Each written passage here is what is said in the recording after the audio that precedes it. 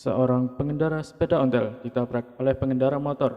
Kejadian tersebut terjadi pada hari Jumat pekan yang lalu.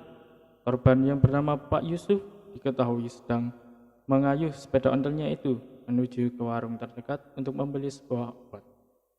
Untuk selengkapnya kita akan berbincang dengan korban dan saksi serta petugas klinik yang menangani Pak Yusuf.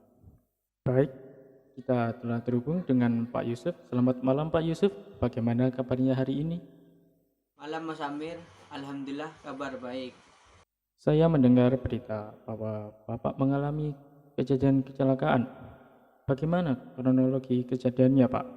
Jadi saat pagi hari sekitar pukul 9 pagi, saya pergi ke warung untuk membeli obat. Jarak warung dari rumah saya sekitar 500 meter. Lalu karena dekat, jadi saya menggunakan sepeda ontel saja. Dan saat saya di jalan sedang mengayun sepeda, tiba-tiba ada pengendara motor yang ugal-ugalan. Rupanya dia sedang bergurau dengan teman yang diboncengnya. Pada saat itu, saya ingin menyeberang dari pertigaan untuk berbelok ke kanan.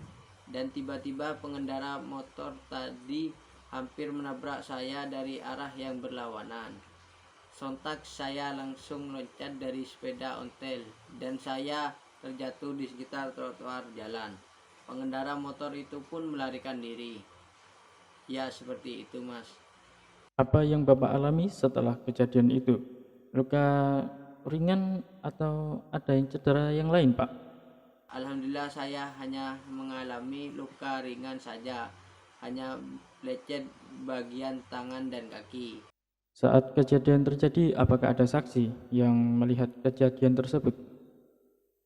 Ada 2 orang saksi, Mas, saat itu. Dan saat itu juga saya langsung ditolong lalu dibawa ke klinik terdekat.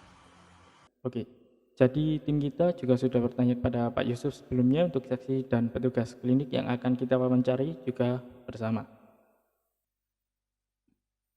Baik, kita sudah terhubung dengan Mas Rizky dan Mas Resi sebagai saksi di kejadian tersebut. Mas Rizky, bagaimana kronologi dari sudut pandang Mas Rizky sendiri? Awalnya saya bersama teman saya Resi sedang ngopi di sebuah angkringan kopi. Saya lihat ada satu pengendaraan motor yang melaju dengan kencang dan ugal-ugalan. Lalu saya melihat ada Pak Yusuf sedang menyeberang di pertigaan jalan dari arah barat menuju ke arah selatan. Dan di waktu yang bersamaan terjadilah kecelakaan antara Pak Yusuf dan seorang pengendara bermotor. Dan ada juga yang akan disampaikan dengan Mas Resi, Mas. Iya, dipersilakan. Ia pengendara motor itu menabrak Pak Yusuf dan ia langsung melarikan diri, sedangkan saya dan Rizky segera menolong Pak Yusuf yang terjatuh, kemudian segera membawanya ke klinik terdekat agar Pak Yusuf segera mendapatkan perawatan. Baik, terima kasih dari Mas Resi juga Mas Rizky atas penjelasannya. Dan sekarang kita telah terhubung dengan petugas klinik yang menangani yaitu Pak Afif. Jadi penanganan yang seperti apa yang didapatkan oleh Pak Yusuf saat itu Mas Afif?